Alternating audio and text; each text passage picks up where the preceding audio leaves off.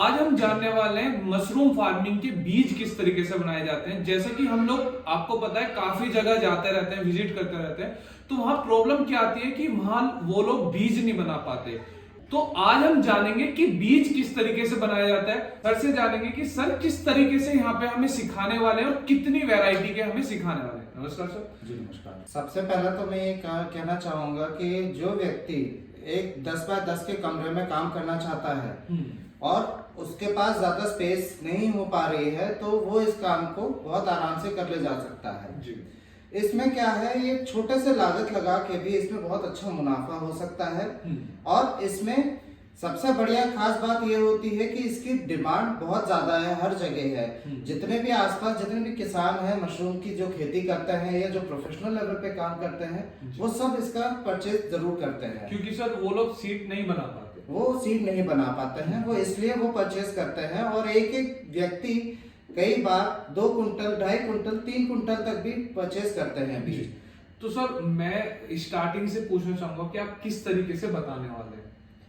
Starting हम लोग करेंगे बटन मशरूम की, सीखेंगे सबसे पहले बीज तैयार करना जी। उसका स्टार्टिंग बिल्कुल स्ट्रेन से हम लोग शुरुआत करेंगे इसमें, और उसके आगे फिर हम लोग धीरे धीरे step by step carry on करते चले जाएंगे। पहले हम लोग सीखेंगे कल्चर इसका तैयार करना। जी।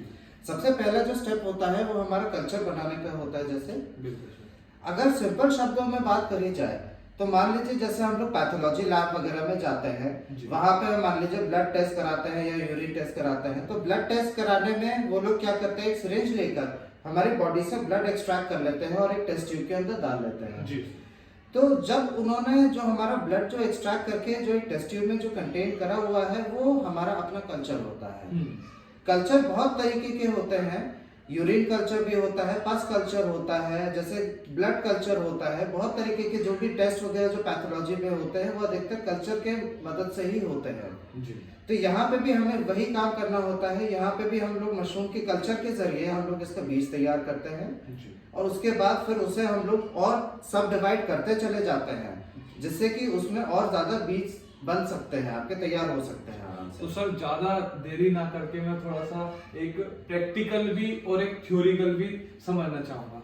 सबसे पहला काम हमारा होता है सबस्ट्रेट कलेक्ट करने का।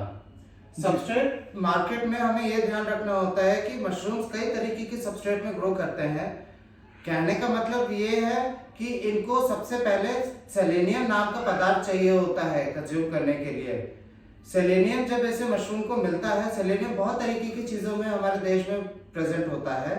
अगर सिंपल भाषा में बात करा जाए तो हमारे भारत में राइस में सबसे ज्यादा सेलेनियम होता है, व्हीट में होता है, ज्वार में होता है, बाजरा में होता है, और दाल में भी कई बार सेलेनियम मिल जाता है, और मक्के में भी होता है सेलेनियम। तो इनमें से किसी भी तरीके से आप इसमें बीज बनाने का काम शुरू कर सकते हैं। सबसे पहले अगर हम बिल्कुल सिंपल सी भाषा में अगर बात करें जाए तो इनमें से कोई भी आप सबस्ट्रेट लेंगे, कोई भी आप मटेरियल लेंगे, या तो उसको मटेरियल को आप पाउडर फॉर्म में ले सकते हैं। ये मैं इस हिसाब से बात कर रहा हूँ कि जो व्यक्ति ज्यादा लागत नहीं लगा सकता है इस काम में, तो वो इस तरीके से शुरुआत करके पहले एक्सपेरिमेंट्स के जरिए उसमें ज्ञान हासिल कर सकता है। जब एक्सपेरिमेंट्स उसके सक्सेसफुल होने लगते हैं तब आप उसके धीरे धीरे करके तब आप केमिकल परचेज करके आप अपना काम आराम से कर सकते हैं। जी। तो हम लोग या तो इन चीजों का हम लोग पाउडर बना सकते हैं, या फिर अगर आपको प्रॉपर केमिकल खरीद के चलना है, चाइना ग्रास तो इसको मतलब ऐसे मतलब गरम करके अभी मैं आपको दिखाता हूँ। इसका पर्पस कुछ और होता है। ये हमें बेसिकली जेलेटिन बनानी होती है पहले इसमें। जेलेटिन तभी जाके वो टेस्ट ट्यूब में हमारा जो माइसीलियम होगा वो अंदर जाके सेट हो पाता है। ठीक है। और उसके लिए हमें जो जेलेटिन आपका जो एजेंट है वो आप यूज़ कर सकते हैं इसमें यूजुअली। स्ट्रॉबेरी, हाँ, कोई भी फ्लेवर हो। अगर ये ना मिले, घर में आपके पास ग्लूकॉन डी होता है, ग्लूकॉन डी यूज़ करिए, चाहे वनीला फ्लेवर हो चाहे ऑरेंज फ्लेवर हो। इसको बस एक बॉइलिंग टेम्परेचर चाहिए होता है। जब एक बार बॉयल हो जाएगा उसके बाद फिर हम लोग गरम ही टेस्ट ट्यूब में डाल देंगे इसे। एक चीज़ का ये ध्यान रखना है कि टेस्ट ट्यूब हम लोग कभी कम्प्लीटली फिलअप नहीं करते। टेस्ट ट्यूब में हमेशा 10 या 20% ही फिल होती है, कभी भी कम्प्लीटली फिल नहीं करेंगे इसमें। और बाकी तो अभी आपको मैकेनिज्म हम लोग प्रैक्टिकली करके उसमें ट्राई करते हैं अभी। तो इसको कितने टाइम तक हम ये जो इसको- चाइना ग्रास है इसको पकाते हैं? एक्चुअली देखिए कई बार ना क्या होता है, ये जो आपको जो तरीका सिखा रहे हैं ये बिल्कुल एक लेमैन्स लैंग्वेज के सिखा रहे हैं। जो व्यक्ति इसमें लाखों रुपए स्टार्टिंग में कभी खर्च नहीं कर पाता, ये प्रोसेस उनके लिए है। क्योंकि देखिए जो केमिकल्स हम लोग ने कल जो स्टडी कर रहे थे, अगर सारे कंप्लीट केमिकल्स उनको परचेज करने लगे तो कम से कम 1-1.25 लाख रुपए 1.5 लाख रुपए तक का भी खर्चा बैठ जाता है। बिल्कुल। जो व्यक्ति उसे अफोर्ड नहीं कर सकता उनके लिए एक ईजी सा नुस्खा है इसमें। बहुत सारे तरीके होते हैं, हमें बस इसमें एक चीज़ ध्यान रखनी होती है, जो बेसिकली मशरूम का जो फूड होता है हमें उसको वो प्रोवाइड करना होता है along with the gelatin substrate. Gelatin जो होती है वो बीज को बिल्कुल स्टेबल रखती है और उसके बाद जो उसका जो फूड है वो धीरे धीरे बीज वो कंज्यूम करते करते फिर वो ग्रो करेगा। मशरूम के बीज को उगाने के लिए ये क्या काम करता है जो आप पका रहे हो इसमें? इसमें जो पका रहे हैं बीज के बनाने के लिए सबसे पहले ये बीज को स्टैग्नेंट रखता है, एक जगह स्टेबल रखेगा, अच्छा। वो हिलने नहीं देगा। हम लोग बीज मशरूम के अंदर से जब निकालते हैं और जब इसमें टेस्ट ट्यूब में डालेंगे, हल्की सी भी टेस्ट ट्यूब हिलाते ही वो कहीं भी हिल सकता है, वो डिस्टर्ब हो जाएगा, वो फिर ऐसे उस हिसाब से कभी ग्रो नहीं कर पाता। तो ये मतलब होल्ड करने के लिए इसको यूज किया जाता है उसमें? हाँ जी। और इसमें जैसे आपने ये इसमें फ्लेवर करके फ्लेवर ये हम लोग ने स्ट्रॉबेरी जेलेटिन का फ्लेवर डाल दिया है, ये किस लिए डाला है? सो दैट एक कलर बेस मिल जाता है। और इसमें फूड भी आप डाल सकते हैं, जैसे कई बार लोग क्या करते हैं मॉल्ट वगैरह डालते हैं। मॉल्ट सबसे ज़्यादा चलता है मशरूम्स के लिए। अच्छा। मॉल्ट एक्सट्रैक्ट हो थोड़ा गया। सा हिंदी में बताइए कि मोल्ट किसे बोलते हैं? मॉल्ट एक्चुअली गेहूं का ही एक प्योरेस्ट फॉर्म होता है। अच्छा। अगर गेहूं का पाउडर अगर बात करा जाए तो सिंपल भाषा में बोलते हैं आटा। हाँ। उससे ज़्यादा और प्योरीफाइड फॉर्म होता है तो वो मैदा बोला जाता है। और एक सबसे ज़्यादा प्योरीफाइड फॉर्म होता है जो वो यूजुअली मॉल्ट होता है। बिल्कुल। मॉल्ट जो होता है बेसिकली डलिए का जो प्योर उसमें और बिल्कुल पाउडर बना के डलिए का और गेहूं का मिला के पाउडर बना के एक मॉल्ट बनाया जाता है। तो वो भी एक्चुअली मार्केट में बहुत बहुत ज़्यादा एक्सपेंसिव मिलता है। तो हम लोग क्या करते हैं, हम लोग सजेस्ट करते हैं कि आप ईस्ट एक्सट्रैक्ट लें। ईस्ट एक्सट्रैक्ट हो जाता है या फिर आपका मॉल्ट एक्सट्रैक्ट हो जाता है। अलग अलग सबस्ट्रेट में तैयार करा जा सकता है। इसमें कोई मैंडेटरी नहीं है कि आपको जो बुक में लिखा होता है या फिर जो वैसे सिखाया जाता है उसी तरीके से करें। आप अलग अलग तरीके से भी एक्सपेरिमेंट्स कर सकते हैं। Approximately 1.5 table spoon. तो सर एक बात बताइए कि अगर जैसे किसी के यहाँ पे मशरूम फार्म है जी तो वो बीज बाहर से ले रहा है, जी। तो अगर जैसे आप बता रहे हैं इस तरीके से वो खुद अपना बना सकता है या फिर नहीं? हाँ जी, ये इस तरीके से अपना बनाया जा सकता है और ज़रूरी नहीं है। देखिए क्या होता है, स्टार्ट बिगनर्स लोगों के लिए तो हम लोग यही सजेस्ट करते हैं कि आप कोशिश अलग अलग चीज़ों में करके देखें। कई लोग हमारे कई ट्रेनीज़ ने क्या करा है कि मक्के के दाने में यही प्रोसेस करके देखा है। जी। कई लोग गेहूं के दानों में कर देते हैं, कई लोग बाजरे में भी कर लेते हैं, तो उससे भी उनका रिजल्ट निकल के आ जाता है। अच्छा। तो इसे करने का क्या तरीका है सर? जैसे आपने ये काफ़ी देर तक बाद में डाला है ये, हाँ जी। तो इसे बाद में डालने का क्या फ़ायदा है और पहले डालने में क्या नुकसान है? कहने का नहीं, मतलब ऐसा कुछ नहीं है, ज़रूरी नहीं है। आप पहले भी इसमें डाल सकते हैं, मगर हमें ये चीज़ ध्यान रखनी होती है। जैसे हमारी आदत ये होती है कि मान लीजिए गरम उसमें डाल देते हैं, सो दैट वो जल्दी और इजीली मिक्स हो जाता है। ठंडे में डालेंगे तो वो टाइम लग जाता है कई बार मिक्स होने में। और दूसरी चीज़ है, इसे हम लोगों को बिल्कुल इवनली मिक्स करना होता है। कई बार इसके लम्स वगैरह जो बने रह जाते हैं तो वो नुकसान दे जाते हैं। जैसे हल्का सा स्पून में आप देख रहे हैं लम्स आ गया है, तो ऐसे नहीं आना चाहिए। हमें बिल्कुल इवनली मिक्स करना होता है। और अगर आपको लग रहा है यदि कि इवनली मिक्स नहीं हो पा रहा है तो क्वांटिटी थोड़ी सी आप एक्स्ट्रा लेके चले, 1/2 टेबल स्पून आप एक्स्ट्रा लेके चलेंगे तो भी अगर मान लीजिए लम्स बन जाते हैं तो उसे हम लोग छन्नी के ज़रिए छान लेते हैं, तो उसके थ्रू फिर हमारे टेस्ट ट्यूब में फिल कर लेंगे बाद में। दिन जैसे सर ये अभी बहुत गर्म है जी, तो इसको अभी साथ के साथ ही इसमें नली में फिल कर दोगे या फिर बाद में करोगे? बिल्कुल साथ के साथ ही हमें इसे फिल करना पड़ेगा क्योंकि इसका नेचर है जमने का। ये जहां आपके रूम टेम्परेचर पे आए ये तुरंत जमने लगेगा, तो इसे हमें साथ के साथ ही फिल करना पड़ता है। इसको ऐसे ही ऐड नहीं कर सकते, नली के अंदर ही छान के क्यों कर रहे हो? छान के जस्ट लम्स वगैरह इन केस अगर लम्स हमारे रह जाते हैं तो उसकी वजह से हमें नली इसमें छान के हमें करना पड़ता है। और यदि आपको डायरेक्टली करना है तो डायरेक्टली भी करके दिखा देते हैं। हम दोनों तरीके से इसमें करके दिखाएंगे। पहले तो ये दिखा दो सर, क्योंकि आपने निकाल लिया ना। ये बोल दो, ये तो है। सबसे पहली चीज टेस्ट ट्यूब लेनी है, एक छोटा सा फनल लेना है और थोड़ी सी क्वांटिटी हमें ये सबस्ट्रेट डाल लेनी है।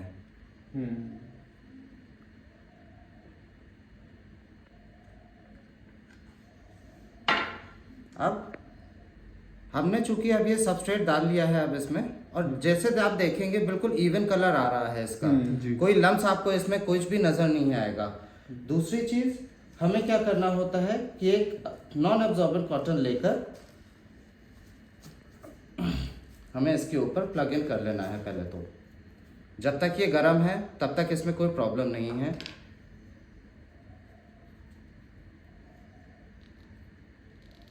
तो सर ये कॉटन क्यों लिया आपने? कॉटन इसलिए लिया जाता है सो दैट उसमें बैक्टीरियाज वगैरह ना घुसे इसके अंदर। जब तक ये गर्म है तब तक आपका स्टेबल रख लेगा फिर भी, बट जहाँ पे ये ठंडा होने लगेगा तो दिक्कत देगा। अब देखिए जैसे कि हल्का सा अपने रूम टेम्परेचर में ही आ गया, नाउ इट्स कंप्लीटली कन्फाइंड। अब ये जेली फॉर्म में ऐसे ही बन गया है, होल्ड होने लग रहा है। अब ये बिल्कुल होल्ड हो चुका है। अब तो इसके बाद फिर अब सीड्स जो हैं वो अब हम इसमें मशरूम के सीड्स ऐड कर सकते हैं। और यही कारण था, जैसे मैंने आपको बताया कि इसे हम लोगों को गरम गरम ही डालना पड़ता है। हल्का सा भी ठंडा होता ही अपने आप ही बिल्कुल तुरंत के तुरंत ही जम जाता है। तो कितने टाइम के अंदर हमें इसके अंदर सीड्स ऐड करने पड़ते हैं?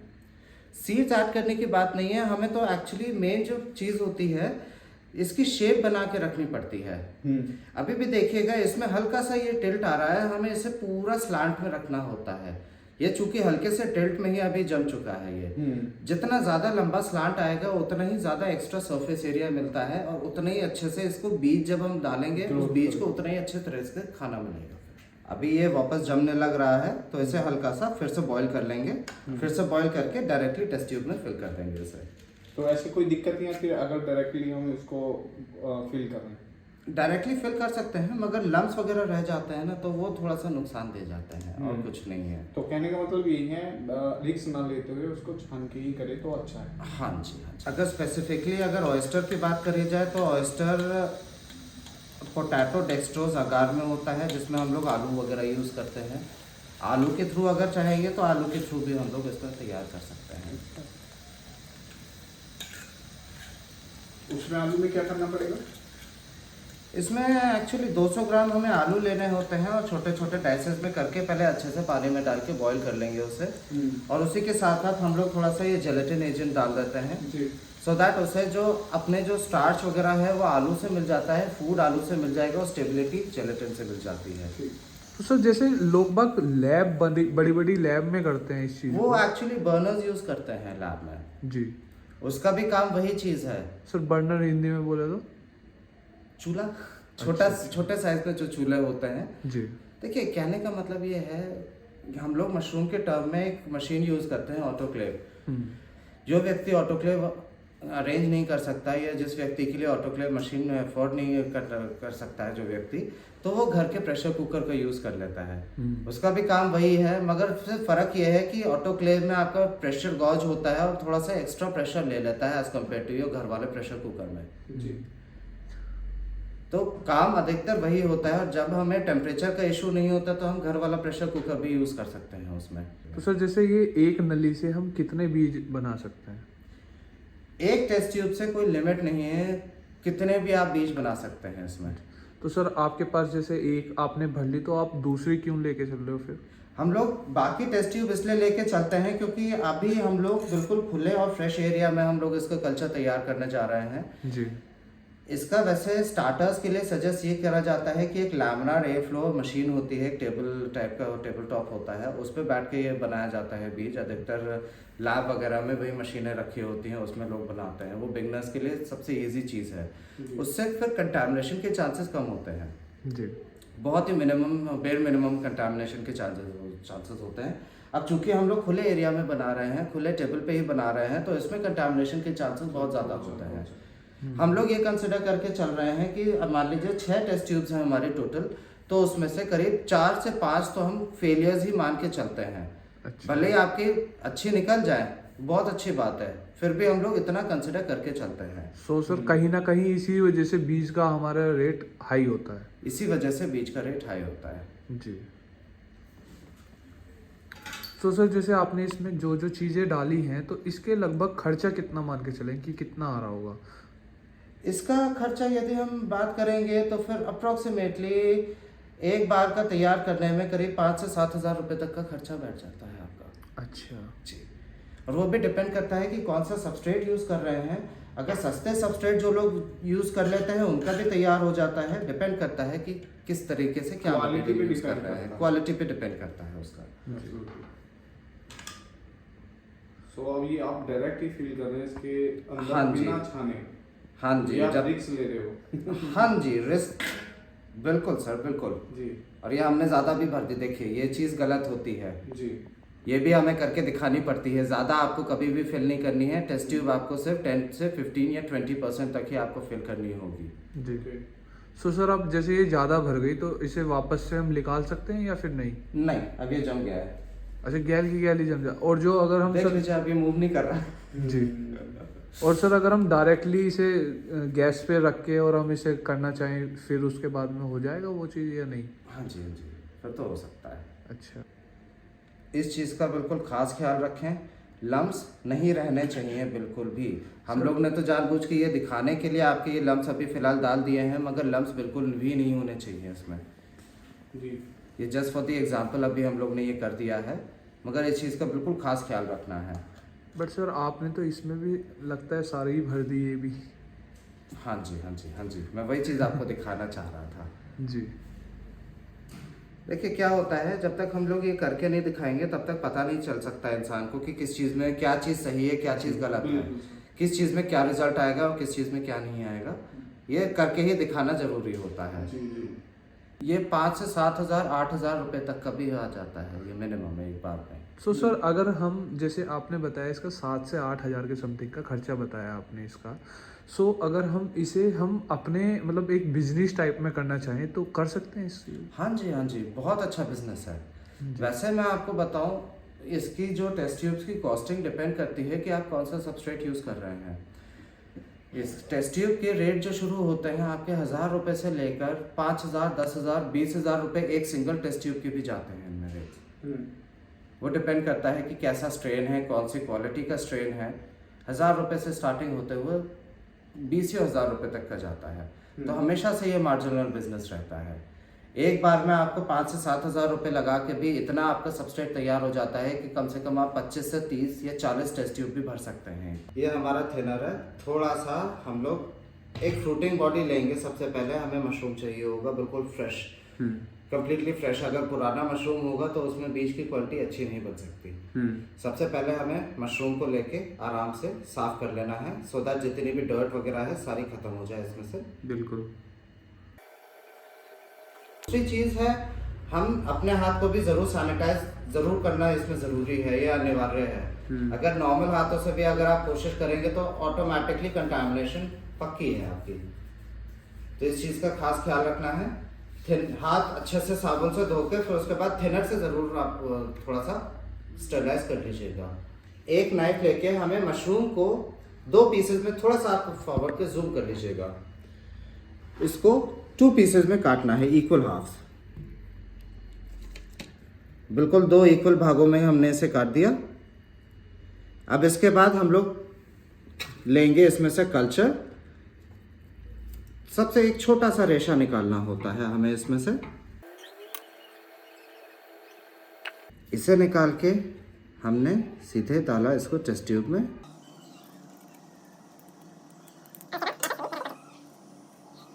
तो अब चूंकि इसमें हमारा बीज हो गया है, ये तो एक बिल्कुल बेबी स्टेज है।